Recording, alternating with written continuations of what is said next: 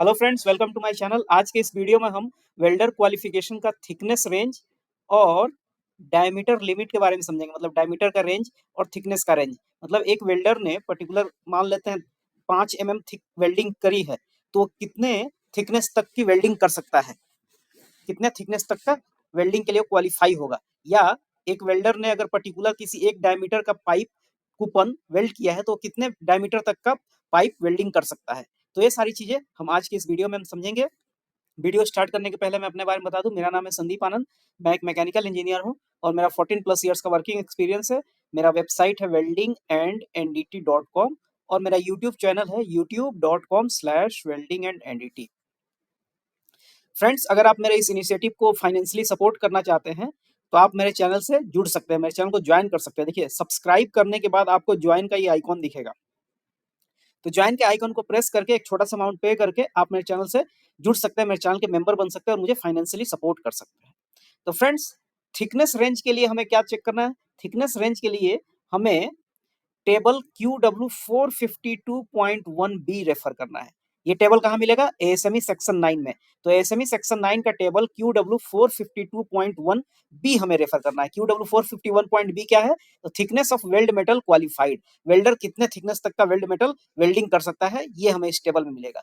देखिए, table QW452.1B का एक सिंप्लीफाइड वर्जन मैंने यहाँ रखा है। ये 452.1B टेबल का एक सिंप्लीफाइड वर्जन है। तो देखिए यहाँ क्या लिखा हुआ, इधर लिखा हुआ है लेफ्ट साइड में, thickness T of weld metal in the coupon. Thickness T of the weld metal in the coupon, इसका मतलब हुआ, कूपन मतलब टेस्ट पीस।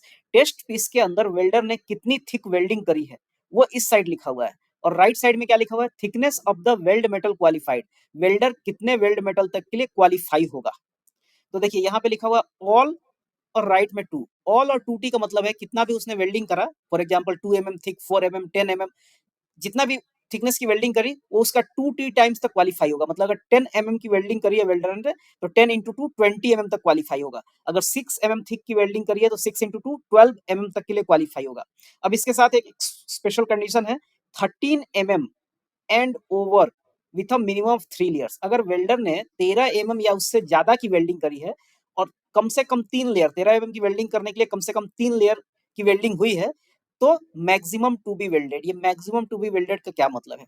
तो मैं सिंपल टर्म्स में बोलूं, लेमन टर्म्स में बोलूं, तो मैक्सिमम टू बी वेल्डेड का मतलब है अनलिमिटेड। मतलब अगर वेल्डर ने 13 mm थिक का वेल्डिंग कर दिया है 3 लेयर के साथ, तो वो अनलिमिटेड थिकनेस तक के लिए क्वालिफाई हो जाएगा। मतलब कितना भी थिकनेस का वेल्डिंग कर पाएगा। लेकिन यहाँ अनलिमिटेड लिखने के बजाय maximum to be welded code ने क्यों लिखा है, तो ये मैं आपको समझाता हूँ। देखिए, सबसे पहले जो होता है, हमारा एक WPS रेडी होता है।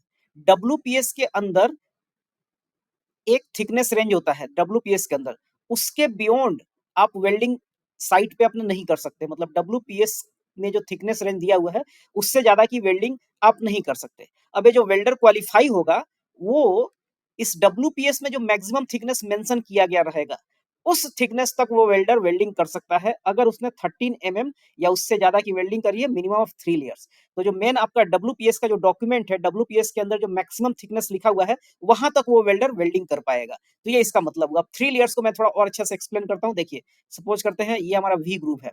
3 लेयर्स मतलब होगा, जैसे एक लेयर एक यहाँ हो गया। अब दूसरे लेयर के लिए हो सकता है 2 रन मारेगा वेल्डर, ये 2 रन मारा, तो ये सेकंड लेयर हो गया, सेकंड लेयर हो गया।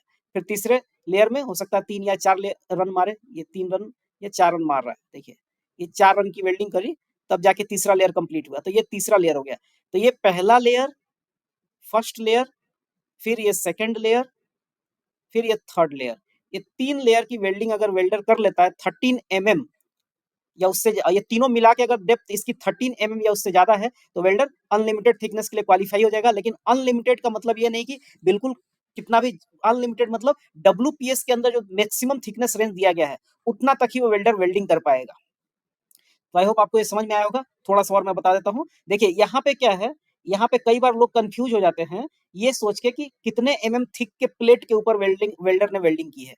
वो चीज नहीं होता है। मैं फिर से समझाता हूँ, थोड़ा मैं इरेज कर लेता हूँ, जगह खाली हो जाएगा तो समझाने में आसान रहेगा।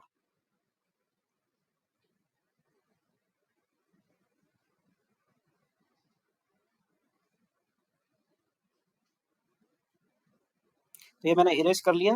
पेन सेलेक्ट कर लेता हूँ। देखिए, अगर हमारा मान लेते हैं टेस्ट कूपन की थिकनेस जिसके ऊपर की वेल्डर ने वेल्डिंग किया है वो 30 एमएम है, 30 एमएम। मान लेते हैं 30 एमएम के टेस्ट कूपन पे वेल्डर ने वेल्डिंग किया है, मान लेते हैं 30 एमएम है। लेकिन वेल्डर जो है वो क्या करता है, फॉर एग्जांपल 12 एमएम थिक तक की वेल्डिंग करता है, 12 एमएम थिक, 12। तो वेल्डर कहाँ तक क्वालिफाई होगा, 12 इंटू 2 मतलब 24 एमएम तक के लिए क्वालिफाई होगा। आई होप आपको ये क्लियर होगा। टेस्ट कूपन के थिकनेस से हमें नहीं जाना है, वेल्डर ने कितने थिकनेस की वेल्डिंग डिपॉजिट करी है उसके ऊपर वो थिकनेस रेंज क्वालिफाई होगा, ना कि टेस्ट कूपन के थिकनेस रेंज पे। अब यहाँ एक चीज और है, कुछ इंपॉर्टेंट नोट्स है जो कि इस टेबल के नीचे दिए गए हैं, उनको भी मैंने सिंप्लीफाई करके लिखा है। When using multiple welders, process or variables measure and record each weld metal thickness individually to determine the qualified thickness। तो इसका क्या मतलब है, मैं बताता हूँ। देखिए, फॉर एग्जाम्पल कई बार ऐसा होता है कि दो वेल्डिंग प्रोसेस के साथ वेल्डिंग होता है एक ही कूपन पे, मतलब रूट हमने किया E6010 से और फिलअप फाइनल किया हमने E7018 से, या एक फॉर एग्जाम्पल ऐसे ले लेते हैं, हमने रूट किया SMA से। उसके बाद फर्दर जो रन है फिलअप फाइनल वो किया हमने GTAW से। तो क्या होगा उस केस में, वेल्डर हमारा कितने कितने थिकनेस तक क्वालिफाई होगा। तो हम देखेंगे पहले वेल्डर ने रूट कितने थिक करी है, मान लेते हैं 3 एम थिकनेस की रूट की है SMA से। तो वेल्डर जो क्वालिफाई होगा 3 एमएम ये किया तो 3 इंटू 2 6 एमएम तक वो SMA का वेल्डिंग कर सकता है। उसके ऊपर अब जैसे GTAW का उसने मान लेते हैं 6 एमएम थिक वेल्डिंग करी, GTAW 6 एमएम किया तो 6 इंटू 2 12 एमएम तक, 12 एमएम तक वो टिग वेल्डिंग के लिए क्वालिफाई हो जाएगा। मैं एक बार फिर से समझाता हूं, अगर रूट वेल्डर ने 3 एमएम थिकनेस का रूट किया है SMA वेल्डिंग प्रोसेस से, तो वेल्डर कितने थिकनेस के लिए क्वालिफाई होगा, 3 इंटू 2 6 एमएम वेल्डिंग के लिए क्वालिफाई होगा SMA से। और उसके ऊपर उसने टिग वेल्डिंग किया है, 6 एमएम थिकनेस की टिग वेल्डिंग करी है, तो वेल्डर कितने एमएम के लिए क्वालिफाई होगा टिग के लिए, तो 6 इंटू 2 12 एमएम तक के लिए क्वालिफाई होगा। मतलब इंडिविजुअली कितने एमएम की थिकनेस उसने डिपॉजिट करी है उसका मल्टीप्लाइड बाय 2 वो वेल्डर का थिकनेस रेंज होगा मैक्सिमम। इसका दूसरा पॉइंट जो है यूज मल्टीपल, ये जो है अभी नेक्स्ट जब हम डायमीटर लिमिट समझेंगे उसके बाद ये समझने में आसान होगा। तीसरा पॉइंट क्या कह रहा है, फॉर टेस्ट कूपन 19 एमएम और एबव, अगर 19 एमएम से ज्यादा का आप थिकनेस कूपन आप यूज कर सकते हो अगर आपको 3 या उनसे ज्यादा वेल्डर के कॉम्बिनेशन को क्वालिफाई करना है। तो अब क्या कर रहे हैं, जैसे आप 19 एमएम या उससे ज्यादा का थिक कूपन आप यूज कर सकते हो 3 वेल्डर का एक साथ टेस्ट लेने के लिए, मतलब एक वेल्डर सटन वेल्डिंग मारेगा, फिर दूसरा वेल्डर उसी के ऊपर सटन थिकनेस का मार देगा, तीसरा वेल्डर उसी के ऊपर सर्टेन थिकनेस का मार देगा। अब जिस वेल्डर ने जितने थिकनेस की वेल्डिंग मारी है वो उसका मल्टीप्लाइड बाय 2 तक के लिए क्वालिफाई होगा। और डिफरेंट प्रोसेस के लिए भी यही होगा, अगर एक वेल्डर ने SMA से मान लेते 6 एमएम की रूट की है तो वेल्डर SMA से 6 इंटू 2 12 एमएम तक के लिए क्वालिफाई होगा। उसके ऊपर एक वेल्डर ने टिग वेल्डिंग से मान लेते हैं 5 एमएम तक डिप की वेल्डिंग की है तो वेल्डर जो है 5 इंटू 2 10 एमएम तक के लिए क्वालिफाई होगा। अब डायमीटर लिमिट समझते हैं फ्रेंड्स, आई होप आप थिकनेस रेंज समझ गए होंगे। अब डायमीटर लिमिट समझते हैं। डायमीटर लिमिट के लिए हमें कौन सा टेबल यूज करना है, टेबल QW 452.3 रेफर करना है। ये डायमीटर लिमिट ग्रूव वेल्डिंग के लिए दिया गया है, टेबल QW 452.3। तो ये उस टेबल का एक सिंप्लीफाइड वर्जन है, टेबल QW 452.3। बहुत ही सिंपल डायमीटर लिमिट दिया गया है, अगर वेल्डर ने जो टेस्ट कूपन है उसका डाया ओडी 25 एमएम से लेस है और उसकी वेल्डिंग करी है वेल्डर ने, तो मैक्सिमम तो वो अनलिमिटेड के लिए क्वालिफाई हो जाएगा, मतलब कितने भी डाया का वेल्डिंग मार सकता है। और मिनिमम साइज वेल्डेड, मतलब जितने साइज का उसने टेस्ट कूपन वेल्ड किया है उतना ही साइज तक के लिए क्वालिफाई होगा। फॉर एग्जांपल अगर वेल्डर ने 20 एमएम ओडी का टेस्ट कूपन पे वेल्डिंग मारा 20 एमएम, तो मिनिमम वो कितने के लिए क्वालिफाई होगा, मिनिमम वो 20 के लिए ही क्वालिफाई होगा और मैक्सिमम अनलिमिटेड के लिए।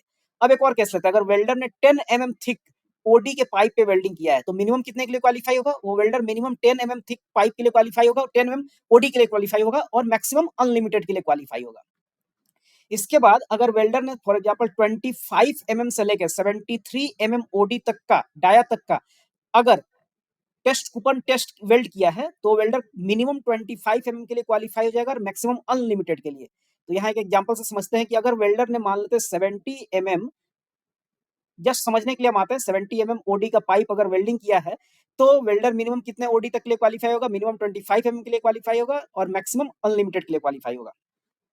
और अगर 73 एमएम से ज्यादा ओडी के लिए ओडी पे वेल्डर ने वेल्डिंग किया है तो मिनिमम क्वालीफाई होगा 73 mm ओडी के लिए और मैक्सिमम अनलिमिटेड के लिए। तो यहाँ एक चीज नोटिस करेंगे, मैक्सिमम डाया के लिए कोई रेस्ट्रिक्शन नहीं है। वेल्डर ने कितने भी डाया की पाइप पे वेल्डिंग कर लिया, वो मैक्स अनलिमिटेड डाया के लिए क्वालीफाई हो जाएगा। लेकिन सिर्फ लिमिट किस पे है? लिमिट है मिनिमम डाया कितना की, मिनिमम कितना डाया तक वो वेल्ड कर सकता है, उसके ऊपर लिमिट है। तो फ्रेंड्स ये तो हो गया हमारा थिकनेस और डायमीटर का limit range. I hope friends आपको ये वीडियो बहुत ही अच्छे से समझ में आया होगा। अगर कोई डाउट या कोई कंफ्यूजन रह गया होगा तो आप कमेंट बॉक्स में कमेंट कीजिएगा, मैं फिर से अच्छे से समझाने की कोशिश करूंगा। Friends thank you very much.